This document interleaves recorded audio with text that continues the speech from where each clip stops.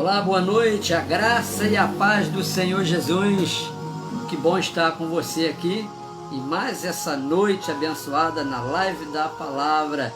Hoje, primeiro domingo do ano de 2021 e esse privilégio que Deus nos dá de usarmos aqui esse recurso do Facebook para ministrarmos a palavra. Que você seja ricamente abençoado, edificado com o que o Espírito Santo tem para compartilhar com o seu coração nessa noite, em nome de Jesus. Vamos orar? Quero convidar você nesse momento a colocar seu coração diante do Senhor. Pai, em nome de Jesus, nós te agradecemos por essa noite preparada para abençoar a nossa vida, noite que o Senhor preparou também para louvor da tua glória. Obrigado, Deus, pela vida do meu irmão, da minha irmã, onde posso agora chegar através dessa mensagem bíblica, que a tua palavra fale ao coração de cada um, fale a cada irmão, a cada irmã, que o Senhor nos edifique poderosamente nesta noite. Obrigado por esse novo ano que se inicia na tua presença, e nós temos, Senhor, uma grande responsabilidade de realmente fazer com que 2021 seja cheio de novidades. Isso vai depender das prioridades que nós elencarmos na nossa vida, colocando em primeiro lugar o reino de Deus, a sua justiça, crendo que as demais coisas nos serão acrescentadas. Ainda vivemos esse período de pandemia que assusta, que incomoda tanta gente, que trouxe tristeza, perdas, angústias para tantas famílias, mas nós cremos, Senhor, no poder do Teu Espírito para confortar, consolar, restaurar a saúde daqueles que estão ainda acometidos, Senhor, pela Covid-19 e estão internados, outros nos CTIs. Ó Deus, que Teu Espírito haja trazendo vida e restauração em nome de Jesus, e seja quais forem as outras enfermidades que assolam, meu Senhor, o Teu povo, manifesta o Teu poder trazendo cura. A Tua palavra, ela cura, a Tua palavra liberta, a Tua palavra salva. Que nessa noite ela cumpra o propósito pelo qual foi revelada pelo Teu Espírito. É em nome de Jesus que Tu me uses como canal para transmitir, Senhor, aquilo que Tu tens para abençoar cada coração, cada lar. As nossas esperanças estão no Senhor. Nós cremos no poder de Deus e somos totalmente dependentes de Ti. Louvado seja o Teu nome, Senhor. Nós te agradecemos em nome de Jesus. Aleluia. A palavra de Deus que eu quero ler com você, em nome de Jesus, no capítulo 4 da segunda carta do apóstolo Paulo aos Coríntios, versículo 16 a 18, nos diz assim: por isso não desanimamos, pelo contrário, mesmo que o nosso homem exterior se corrompa, contudo, o nosso homem exterior se renova de dia em dia, porque a nossa leve e momentânea tribulação produz para nós eterno peso de glória, acima de toda comparação, não atentando nós nas coisas que se veem, mas nas que se não veem, porque as que se veem são temporais e as que se não veem são eternas. A cada um dos irmãos e irmãs que já estão me acompanhando aqui na live, eu não vou conseguir ler o nome de todos, falar com todos agora, mas depois da nossa live eu prometo que vou mandar para vocês um alô, tá bom? Um agradecimento. Muito bom contar com a sua presença aqui, em nome de Jesus. Ontem eu enviei uma mensagem via WhatsApp para alguns amigos, dizendo para eles como este ano está passando rápido. Hoje já é dia 2 de janeiro. Claro que foi uma brincadeira, mas não duvido realmente que existam pessoas para quem 2021, no seu terceiro dia, o ano já está demorando a passar. E o que pode gerar na alma humana esta sensação? Eu penso que isso significa a falta de sentido existencial para muitas pessoas, que acham que a vida neste mundo é apenas uma sucessão de dias lançando as suas expectativas de realizações de sonhos e projetos e também as suas responsabilidades e compromissos que devem assumir sempre para depois. Essas pessoas, esperando se satisfazer com os eventos que sempre estão para acontecer, acabam caindo na armadilha da ingratidão, de deixar de aproveitar cada dia vivido como uma dádiva de Deus. E tudo isso está baseado numa verdade: não conhecer a si mesmo como um ser criado por Deus na sua condição completa, carnal e espiritual. Conhece-te a ti mesmo é uma famosa frase filosófica atribuída a Sócrates, que na verdade trata-se de uma inscrição que se via na entrada do oráculo de Delfos. Na filosofia de Sócrates, conheça-te a ti mesmo se tornou uma espécie de referência na busca não só do autoconhecimento, mas do conhecimento do mundo, da verdade. E para o pensador grego, conhecer-se é o ponto de partida para uma vida equilibrada, autêntica, feliz. O que Sócrates pregava era que nós devemos nos ocupar menos com as coisas, riqueza, fama, poder, relacionados à vida carnal, e nos ocuparmos mais com nós mesmos. Mas com que propósito deveria a pessoa se ocupar consigo mesma? Porque para Sócrates, este é o caminho que permite à pessoa conhecer a verdade. Mas que tipo de verdade? Obviamente não é uma verdade como a fórmula química da água, mas a verdade que é capaz de transformar você no que realmente você foi criado por Deus para ser. E não existe outra maneira dessa transformação acontecer se não for através do novo nascimento, que leva a pessoa a transcender, ou seja, ir além da expectativa de vida existencial. O novo nascimento, que é a parte espiritual, a necessidade espiritual, é o ponto de partida para o discernimento do propósito da existência de alguém.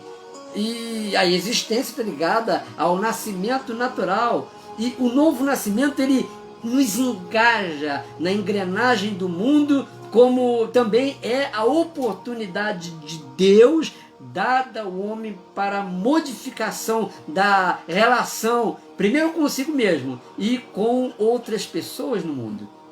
Somente a partir dessa experiência a pessoa dá início ao contínuo processo de conhecimento de si mesmo rumo à maturidade espiritual. Quando a pessoa passa a conhecer-se a si mesmo, ela avança para uma outra etapa da sua existência, que é a prática da convivência com outras pessoas, que no mundo cada vez mais individualista, podemos considerar a convivência como um sinal de maturidade espiritual.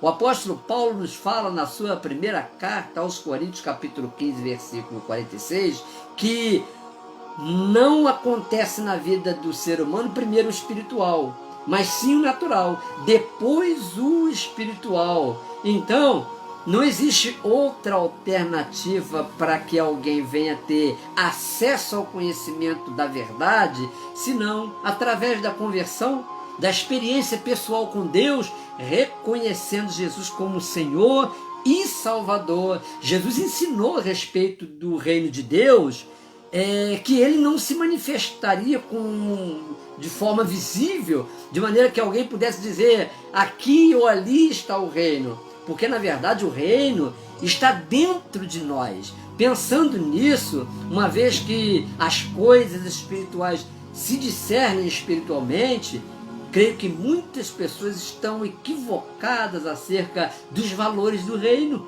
porque acabam tendo o seu entendimento limitado ao campo da biopsíquica, baseado apenas na compreensão do modo de vida natural que devem ter neste mundo. E tudo o que é natural está consequentemente associado ao adoecimento, ao envelhecimento, ao enfraquecimento e à senilidade, ou seja, ao esquecimento, à caduquice. Mas novamente a palavra de Deus nos exorta a pensarmos na nossa existência para além das necessidades materiais ou fisiológicas, como disse também o apóstolo Paulo aos Coríntios: se a nossa esperança em Cristo se limita apenas a esta vida, somos os mais infelizes de todos os homens. E também no versículo 32, quando ele fala: se como um homem lutei em Éfeso com feras, que me aproveita? Se os mortos não ressuscitam, comamos e bebamos que amanhã morreremos.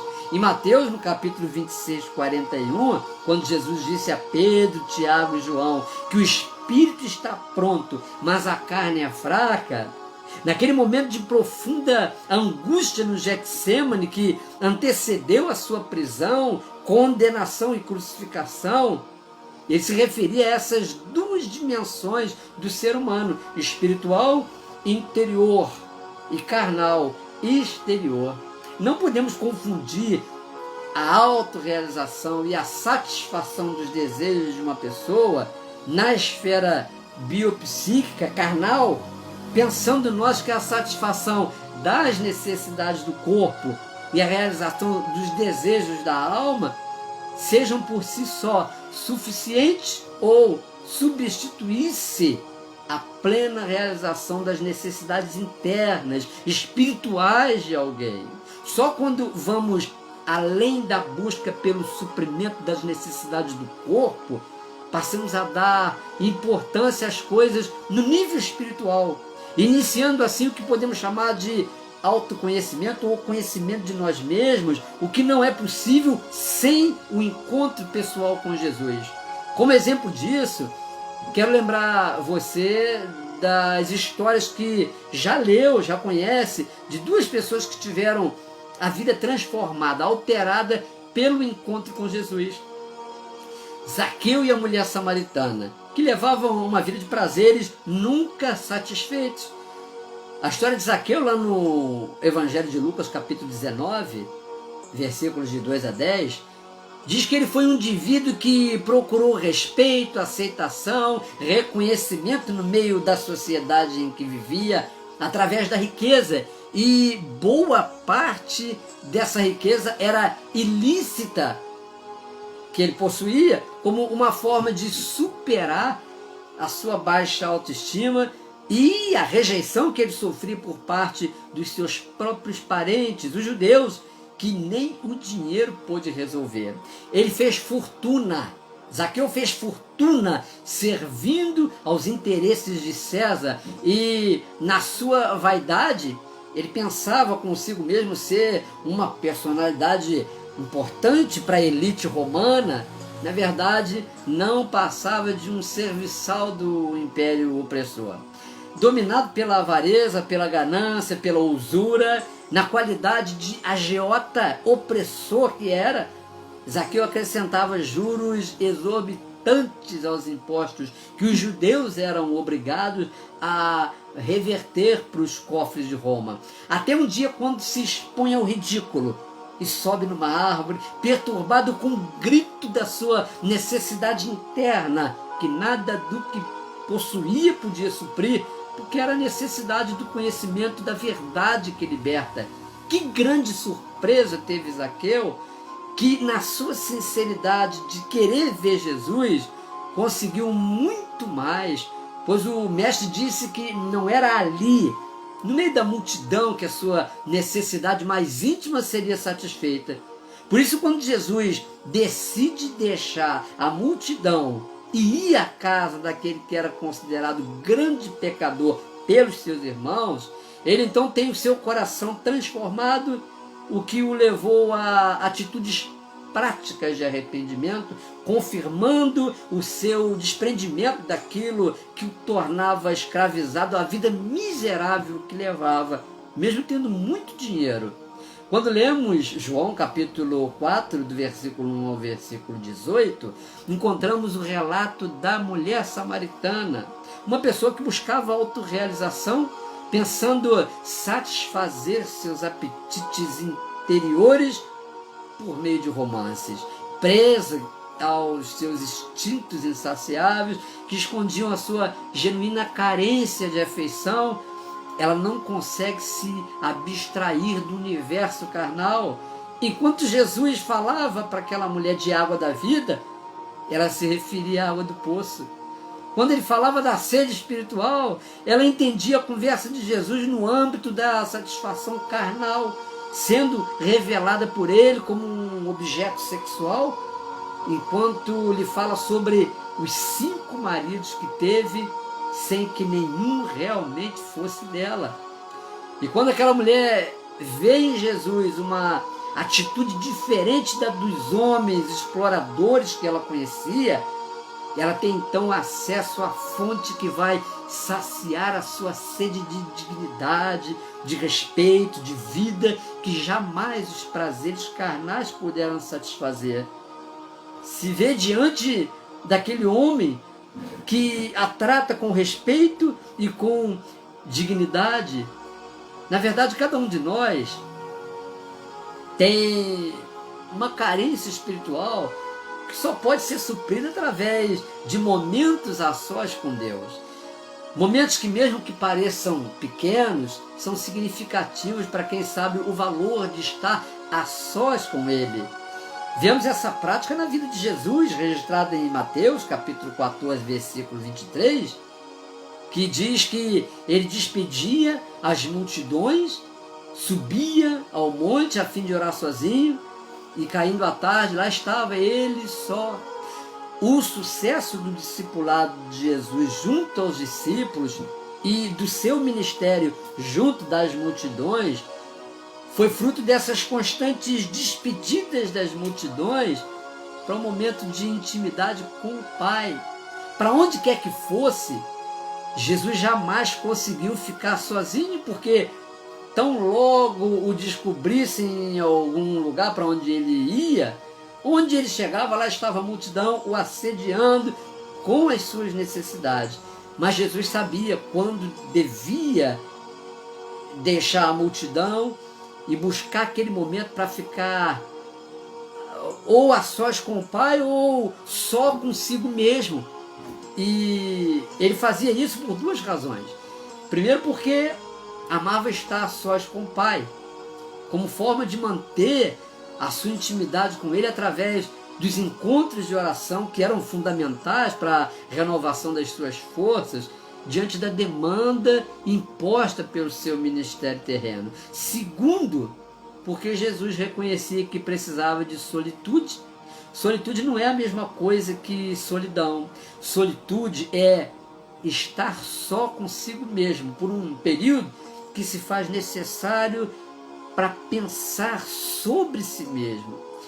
Tem gente que tem dificuldades para as 2 coisas, tanto para estar sós com Deus, quanto para estar só consigo mesmo.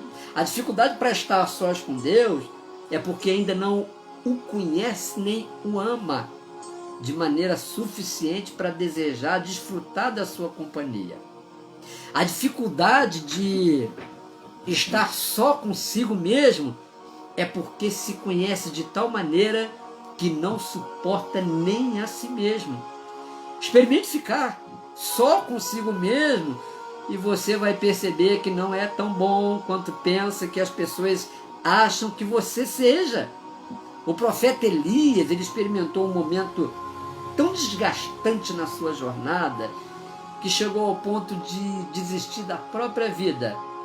Talvez porque já não conseguia desfrutar do refrigério, da presença de Deus, devido a tantas obrigações que o intenso ministério colocava sobre ele. Lá no primeiro livro dos Reis, capítulo 19, lá no versículo 9, a Bíblia registra a fuga de Elias para uma caverna. Ali estava um homem de Deus exausto, num profundo estado de depressão, que inclusive o levou a pedir para si a morte. Enquanto muitos veem na caverna, ou veem a caverna como um lugar usado por Elias para demonstração de seu acovardamento diante dos desafios que tinha como profeta, parece que Deus não interpreta dessa forma, numa atitude que distancia tanto o profeta das experiências grandiosas que teve no seu ministério. Ali está Elias, fugindo para salvar a sua vida depois de receber uma mensagem de morte por parte de Jezabel, e isso depois da grande batalha vencida contra 850 profetas pagãos no Monte Carmelo. Lendo o texto que fala sobre o diálogo de Deus com Elias, percebemos um extraordinário detalhe. Deus não pergunta para ele: que fazes aí escondido? Mas sim: que fazes aqui em minha presença? Essa é a interpretação que eu faço, e essa interpretação faz toda a diferença, pois ali Elias não estava à toa, mas com um propósito.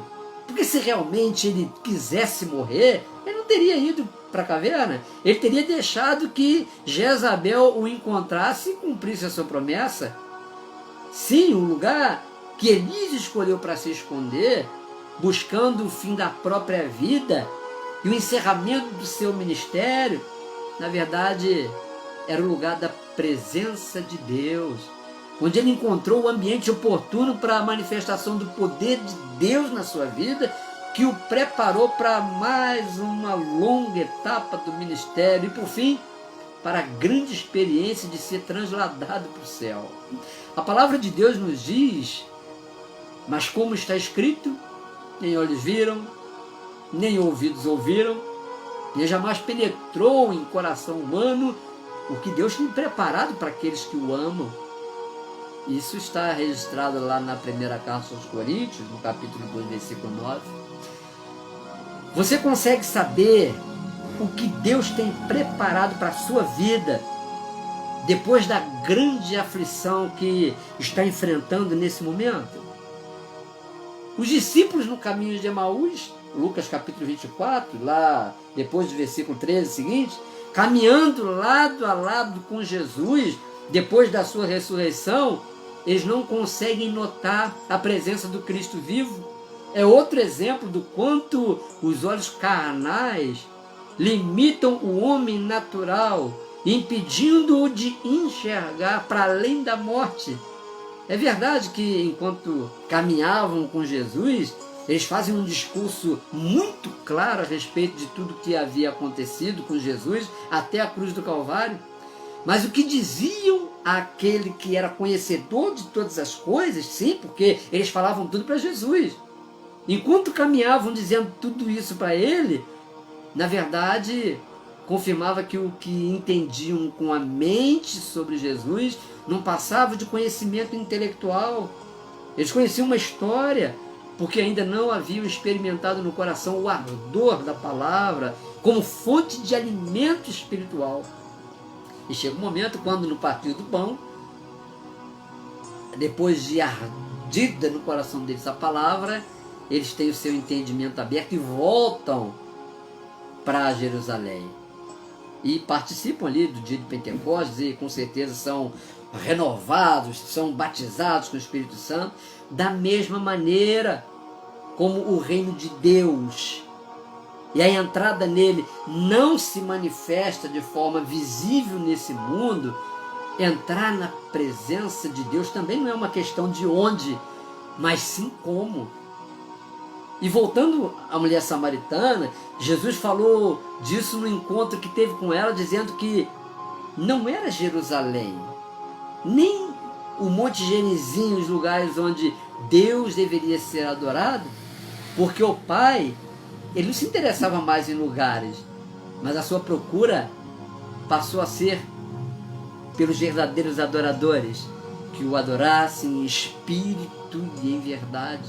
A palavra espírito aparece escrita em minúsculo, O que quer dizer que a adoração que agrada a Deus passa pela transição do carnal, que envolve os rituais religiosos, para a espontaneidade do coração. E esse período de distanciamento social e isolamento doméstico que nos privou por um tempo de cultuarmos a Deus no templo, se bem que muitas pessoas ainda estão impedidas de retornarem às atividades no templo, foi uma prova do quanto para Deus sagrado é todo lugar onde abrimos verdadeiramente para Ele o nosso coração e nos deixamos tocar internamente pelo seu poder. Quando falamos sobre transcendência da condição carnal para a condição espiritual, isso está ligado não só à questão da nossa relação com Deus, mas também está ligado ao desafio da convivência com os outros além do tempo e do espaço. E aí a gente aprende que quem vai além do espaço escapa dos limites. Ou seja, a sua relação com outra pessoa extrapola o limite espacial, pois a pessoa amada a acompanha no coração. E nós estamos aqui utilizando o recurso da internet exatamente para comprovar isso, que superamos os limites do tempo, do espaço e podemos estar em comunhão uns com os outros. E como temos experimentado essa realidade nesse período em que se faz necessário o distanciamento físico das pessoas que amamos, nós temos que aproveitar ao máximo para dar qualidade a esse momento. E para administrarmos as diversas situações que surgem na nossa vida, uma hora no campo natural, outra hora no campo espiritual, o que nós precisamos é de equilíbrio. O equilíbrio ele faz com que a gente ordene com sabedoria cada coisa no seu devido tempo e lugar, conforme o grau de importância e de prioridade para a nossa vida. O problema real da vida cristã, eu vou compartilhar com vocês aqui uma frase de C.S. Lewis, que ele disse que o problema real da vida cristã, ele aparece onde as pessoas normalmente não o procuram. Olha que coisa interessante que ele diz: no momento em que você acorda, todas as manhãs, todos os seus desejos e esperanças para o dia correm para você como animais selvagens. E a primeira tarefa de cada manhã consiste em enxotá-los todos de volta e ouvir aquela outra voz, observar aquele outro ponto de vista, deixando que aquela outra vida maior, mais poderosa e mais calma venha. Voltando ao início, quando falei da mensagem que mandei de brincadeira para alguns amigos, ela se baseia numa profunda verdade de que muitas pessoas não conseguem dar sentido à sua existência porque invertem as prioridades na sua vida. A frase de C.S. Lewis soa como uma exortação para o sentido que queremos dar à nossa existência, fazendo de cada dia do ano uma oportunidade de sermos surpreendidos por Deus com a novidade de vida que só a comunhão com Ele pode nos proporcionar. Por isso, mais uma vez, é importante que você se lembre das prioridades que Ele elencou para a sua vida nesse ano que se inicia. Jesus não nos deu a forma da oração, mas o modo como devemos praticá-la, conforme está escrito em Mateus, no capítulo 6, versículos 5 a 8, e quando orardes, não sereis como hipócritas, porque gostam de orar em pé nas sinagogas e nos cantos das praças, para serem vistos dos homens. Em verdade vos digo que eles já receberam a recompensa. E aí Jesus diz: tu, porém, quando orares, entra no teu quarto e, fechada a porta, orarás a teu Pai que está em secreto, e teu Pai que vem em secreto te recompensará. E orando, Jesus continua dizendo, não useis de vãs repetições como os gentios, porque presumem que pelo seu muito falar serão ouvidos. Não vos assemelheis, pois, a eles, porque Deus, vosso Pai, sabe de que tendes necessidade antes de lhe pedirdes. O interessante a respeito desse texto que fala da oração é que quando Jesus se refere à oração como uma prática pessoal, significando a intimidade da pessoa com Deus, nós assim entendemos, porque ele mesmo diz que a pessoa deve entrar no quarto, fechar a porta e orar ao Pai em secreto, e ele assim recompensará a pessoa. Mas o curioso é que as casas dos judeus no tempo de Jesus não tinham divisões como o padrão de casas dos nossos dias, composta de quarto, sala, cozinha, banheiro, e na maioria das vezes as casas eram a divisória das casas era com cortinas, não tinha paredes para dividir os cômodos. E o termo usado para quarto, quando ele fala de quarto, no versículo 6 do capítulo 5 de Mateus, o quarto, o termo grego para quarto, significa depósito ou celeiro. Essa parte da casa no tempo de Jesus se diferenciava dos outros aposentos, porque era, na maioria das vezes, o único cômodo que tinha porta que possibilitava ser trancada. A pessoa entrava ali para o lugar do celeiro, para o depósito. Quando nós oramos a Deus, em nome de Jesus, depositamos diante dele os nossos sonhos, projetos e tudo o que temos de valioso no nosso coração. Devemos saber que fica muito bem guardado na presença dele, no quarto secreto da intimidade com ele.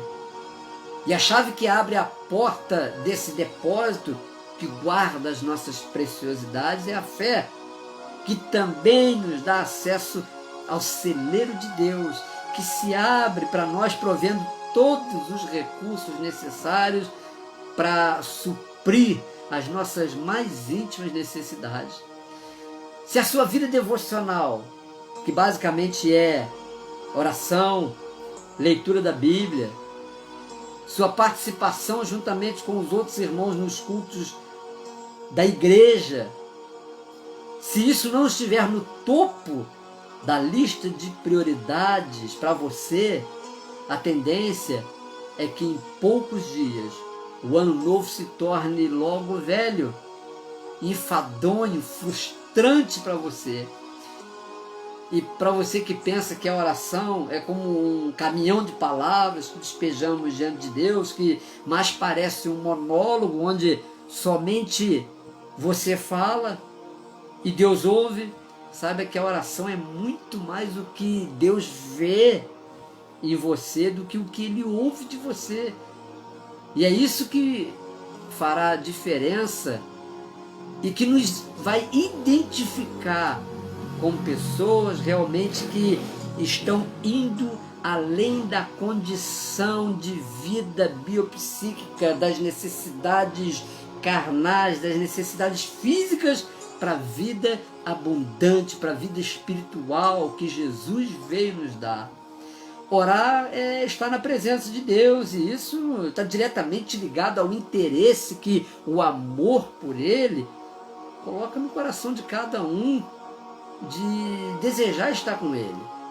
É através da oração que entendemos que transcender é superar a preocupação com a vida carnal, ou seja, ir além das necessidades da vida natural para experimentarmos o prazer que está para além da vida nesse mundo.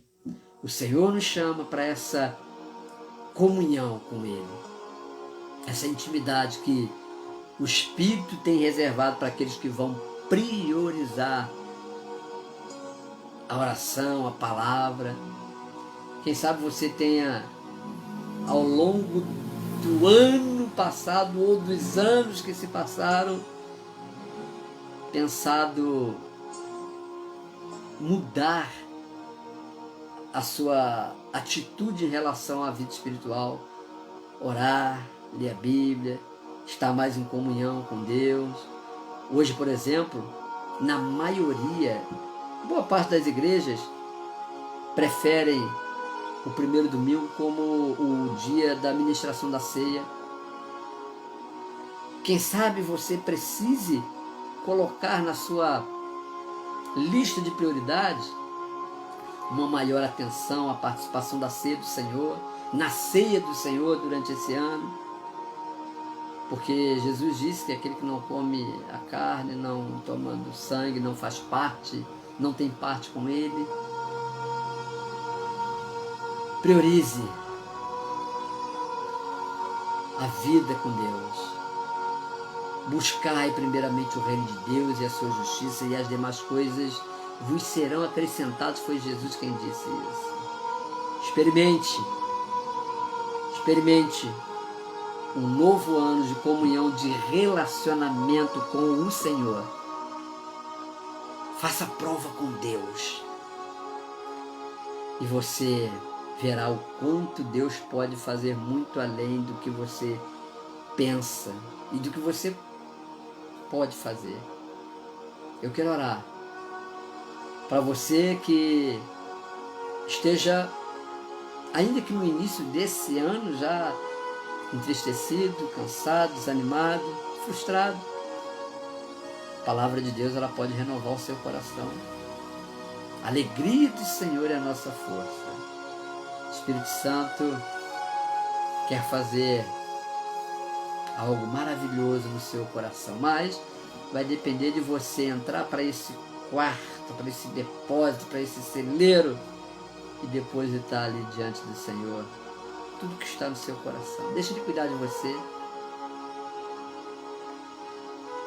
Proponha no seu coração, ainda que a demanda do seu ministério seja tão grande, proponha no seu coração se ausentar um pouco da multidão, dos compromissos, das responsabilidades, para estar com Deus, renovar suas forças e desempenhar suas tarefas com habilidade, com qualidade, com capacidade, com resultados que não a força do seu braço, mas o poder do Espírito Santo vai gerar através desse ministério que Deus lhe deu.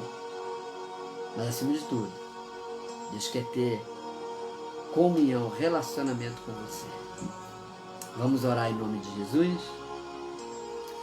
Senhor, nós te agradecemos pela Tua palavra, pelo Teu cuidado, pela exortação que recebemos nesse primeiro domingo do ano de 2021 para abençoar a nossa vida espiritual, nos despertando para os interesses que dizem respeito à comunhão contigo.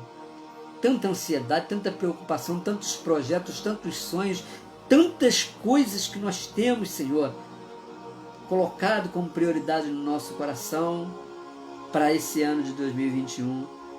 E Tu falaste naquela conversa com Marta, quando esteve na casa dela, de Maria, de Lázaro, que Marta se preocupava com coisas desnecessárias e uma só lhe bastava. E ela está na condição de Maria, ali aos Teus pés te ouvindo.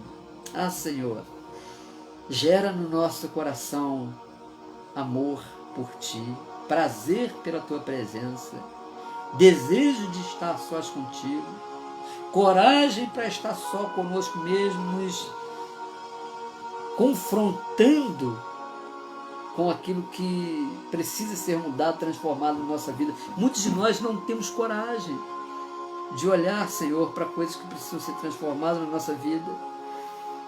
Espírito Santo, torna novo esse novo ano na vida de cada um de nós, para louvor da Tua glória. Muito obrigado, porque é o Senhor quem renova as nossas forças. Nós colocamos aqui diante de Ti o nosso coração e queremos firmar contigo um propósito de oração, de leitura da Bíblia, de estar em comunhão com os irmãos da nossa igreja, na congregação, procurar o nosso líder, o nosso pastor e nos apresentarmos como alguém disponível para servir em algum ministério, em inteira dependência do Senhor. Em nome de Jesus, eu te louvo e te agradeço pela vida de cada irmão, cada irmã, cada um que terá acesso a essa mensagem. Seja abençoada em nome de Jesus. Querido irmão, querida irmã, que o Senhor te abençoe. Nós estamos encerrando essa primeira live do ano de 2021. Você não vai depois ter acesso a essa mensagem que eu estou gravando no Facebook.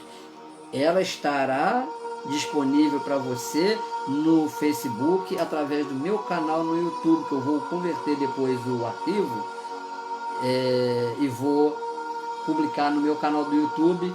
Se inscreva lá também, compartilhe com outras pessoas,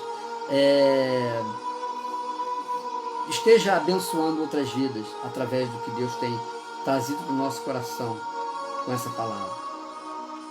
Em nome de Jesus, orando por você e agradecendo pela escolha que você fez de passar comigo esse tempo aqui na live da palavra. Que o Senhor te abençoe, em nome de Jesus. E se quiser anotar o meu número, 22 DDD 992775758, eu estarei orando e abençoando a sua vida em nome de Jesus. Orem por mim também, eu sou necessitado. Tenham todos uma noite abençoada e uma semana cheia da graça de Deus.